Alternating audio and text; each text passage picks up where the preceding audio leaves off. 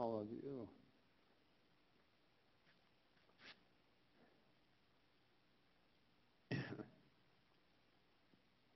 It seems like every day I lose some small function of my body, and I have some activity that I can no longer do. I just this week penned a phrase that sometimes Joy says I'm only funny to me, but this might be one of those instances. But I told her, I'd love to give you a hand, but neither one of mine are any good.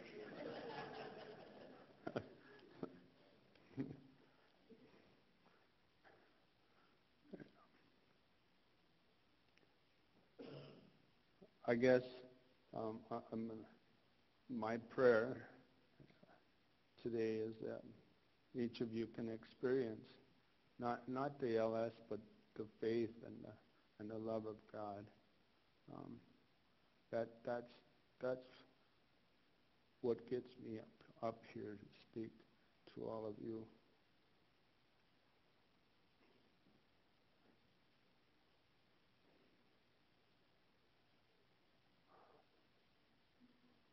Yeah, I'm going to finish out my reading. As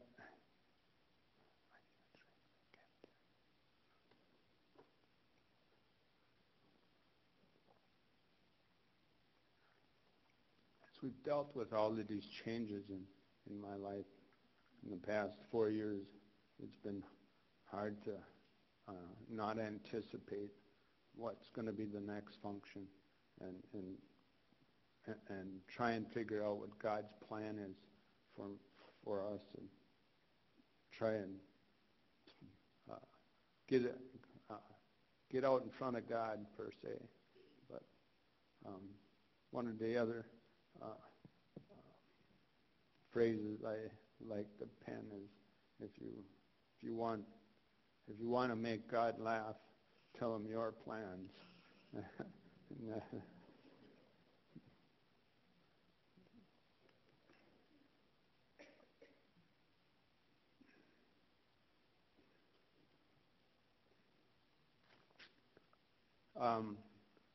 I talked earlier about being angry and then lashing out at people, and typically we do that with those that we love the most, the closest people to us. Whether they're when I was younger, it would have been my brothers and sisters. When I got married, it was my wife, and then my children. And,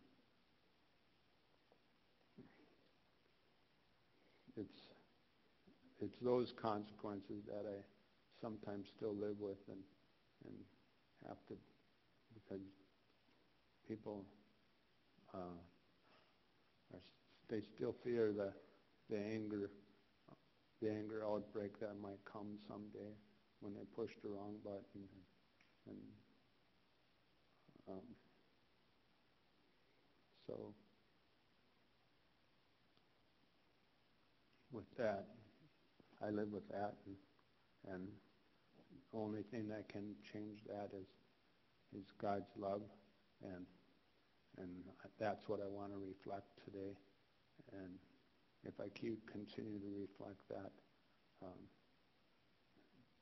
those things will change. Those consequences will go away, and I won't need to deal with them. And one of the things that I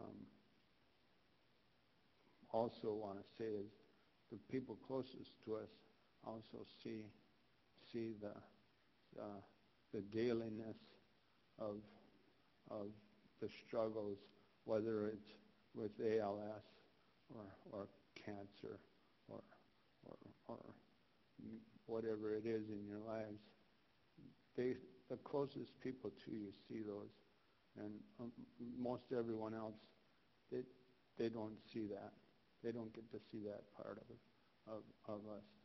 Um, when I crash physically, Joy has to, she has a jack that she can jack me up,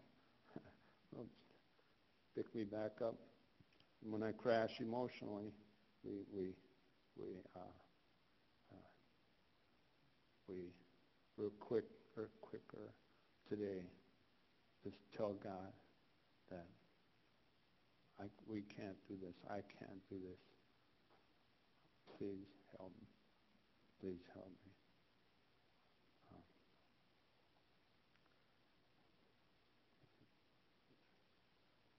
page.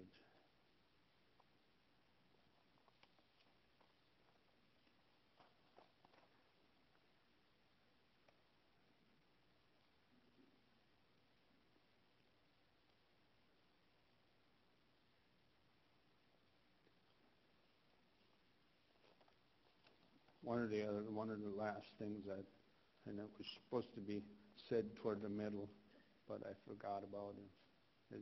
And I started to say that I had a thick head, and uh, I had to go to Promise Keepers a couple times, Guatemala a couple times. Took a few years for God to get through to me, and with I'm thankful that God was patient in my life, and that's something else that I think we all can show each other is God's patience. And it took me a long time to understand my faith, understand, bring God into my life. And sometimes we would like that for everyone around us, but we want them to have it now. And when that doesn't happen, we get frustrated. But God had patience with me, and I don't know where all you are all at, but he had patience with you, and he still does. We need to have that same patience with all of those around us. And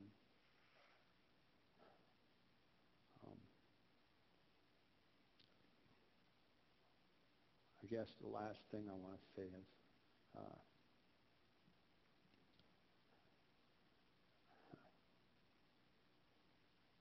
there's a little inside story that I won't go into this morning, but I have a sister that I tried to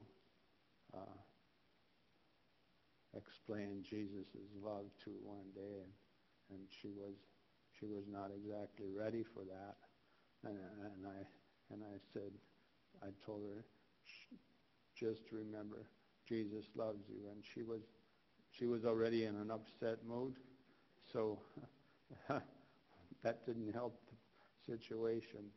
And that was 8 or 9 years ago, and since then she's understood that Jesus does love her, and so now that's a phrase we throw back and forth at each other. It's Jesus loves you, and that's what I'm reaching out to you today. And Jesus loves all of us.